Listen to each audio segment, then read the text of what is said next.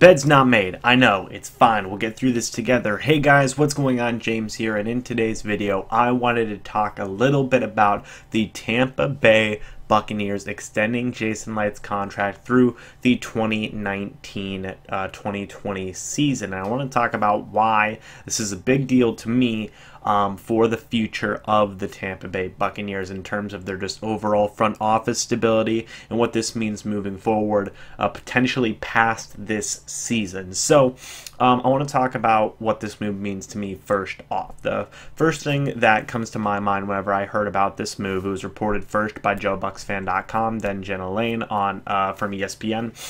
And when I first heard about it, my first thought was this.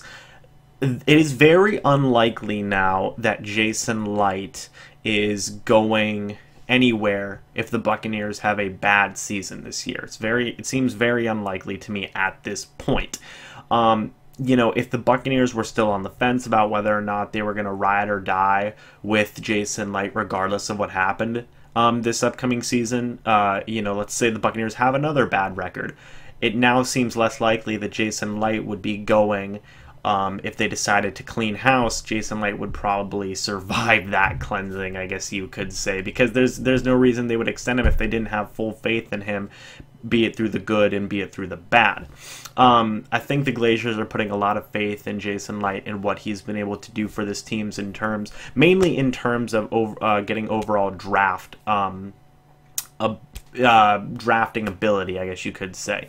He's gotten guys like Jameis Winston, marpet, Mike Evans, Vernon Hargraves, Donovan Smith. That's just 5 guys right there. He's also extended guys and kept guys here that you know, rightly deserved so. He's kept Mike Evans around. He's kept Cameron Brate around. He's had Adam Humphries. Cameron Brate and Adam Humphries were 2 undrafted free agents that I guess you could throw into these I guess you would call it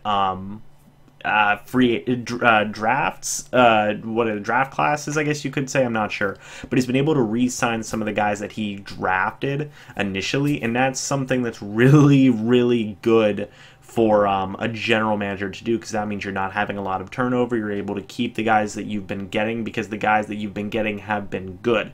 Now obviously everything hasn't been perfect.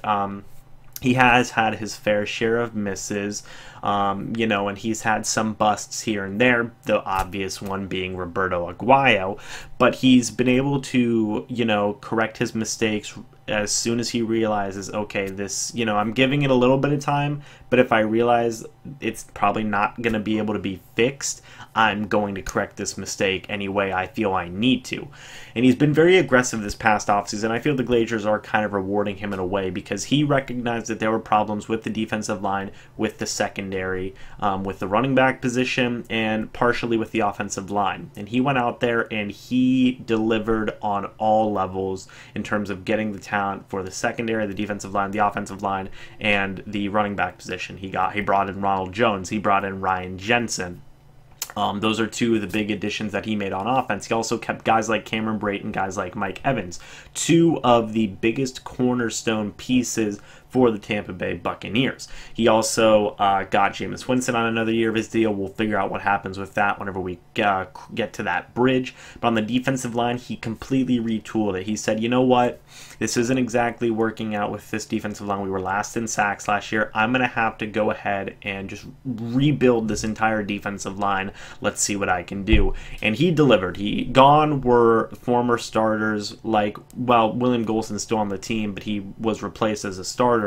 Robert Ayers was released. Ryan Russell is no longer on the team. Chris Baker is no longer on the team. Clinton McDonald is no longer on the team. The last one I felt we should have kept, but all these guys who just really weren't performing that well, I guess you could say minus Robert Ayers, I think he performed pretty well.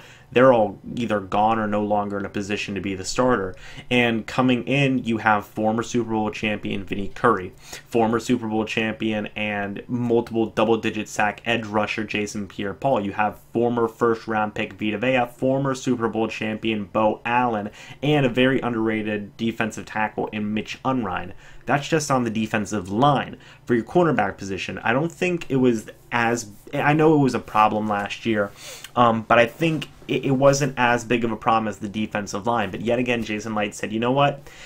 Secondary, it didn't perform that well last year either. It could be because of the defensive line, but just to be safe, I'm going to make sure that we have a lot of depth at that position moving forward so we can have options and I can give my coaching staff the options that they need to be a productive defense. In comes the re-signing of Brent Grimes.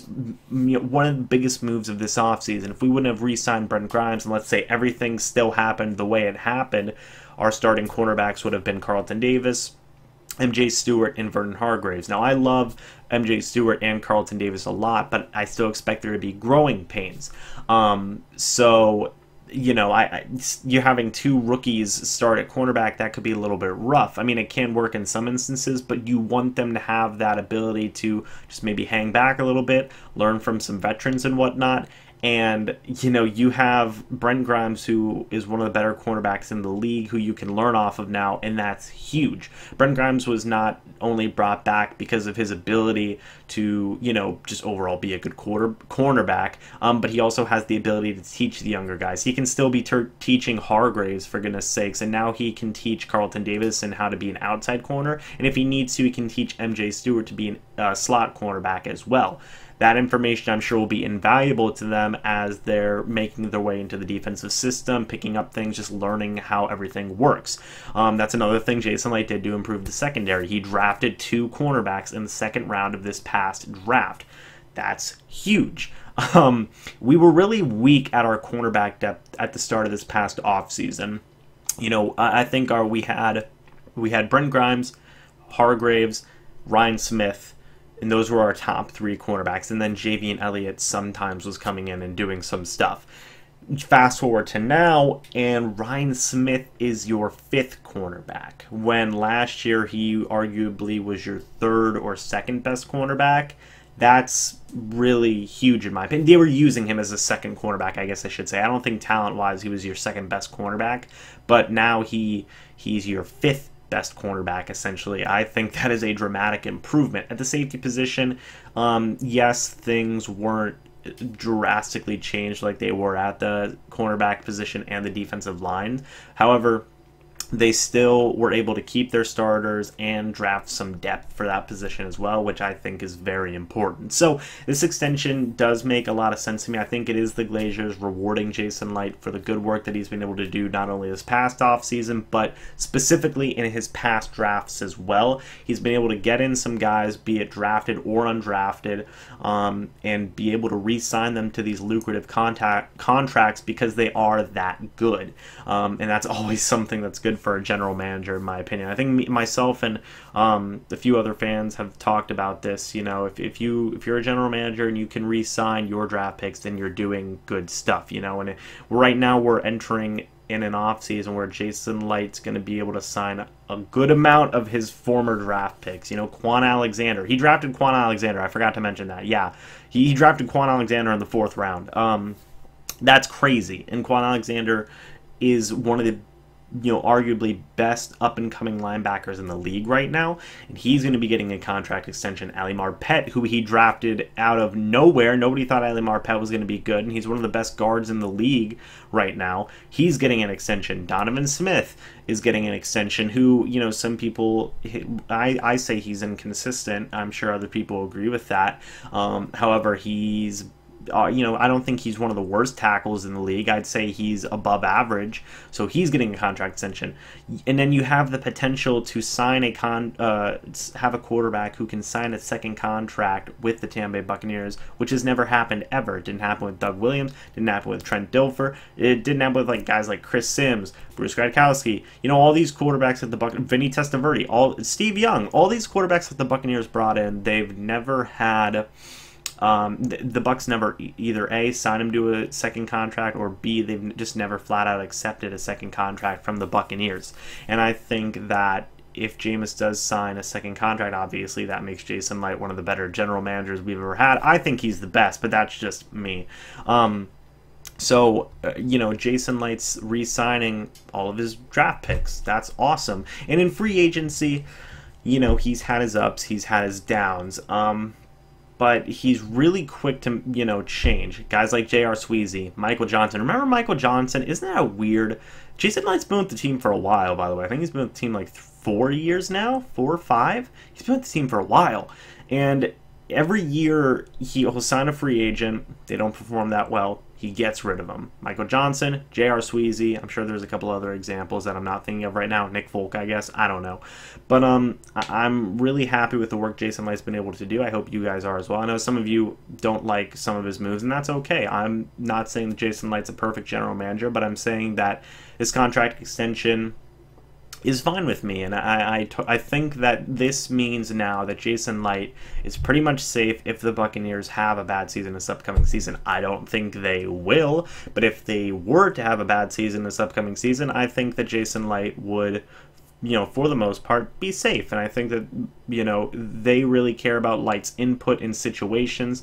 So if Light says, this could even affect Dirk Cutter's job, because if Light says, hey, Dirk Cutter, he's really good. It's, maybe we just have to get rid of some other positional coaches or get rid of some coordinators, who knows? Cough, cough, Mike Smith. Who knows? This could totally affect Dirk Cutter's job as well. I think that the Glaciers are giving Light a lot of say in what happens with certain moves moving forward, and I like that because I think Jason Licht is one of the best things that's happened in this franchise in a long time. So I'm excited about this move. I hope you guys are too. Let me know what you think about this move down in the comment section below. Do you love it? Do you hate it? Do you think that this makes Jason Licht safe for the 2018-2019 season moving forward if the team were to do bad? Me personally, I think so. So yeah, let me know all that down in the comment section below. This should be going up pretty early in the morning considering this isn't on the usual schedule. And I should be having a Hall of Fame game review video up on Friday. Yeah, on Friday, because I can't watch the game Thursday night, so I'm gonna DVR it, come home, watch the game. It should be fun. I just launched a Patreon, so if you guys want to go check that out, that'll also be down in the comment section and the description down below. Some people were asking for it, whatnot. I'm excited. If you want any more information about it, just leave a comment down below, and I'll answer any questions you guys have about that as well. So yeah, thank you guys so much for watching. Hope you all enjoyed, and as always, I'll see you in the next video or live stream. But until then, goodbye for now, guys, and as always, go Bucs.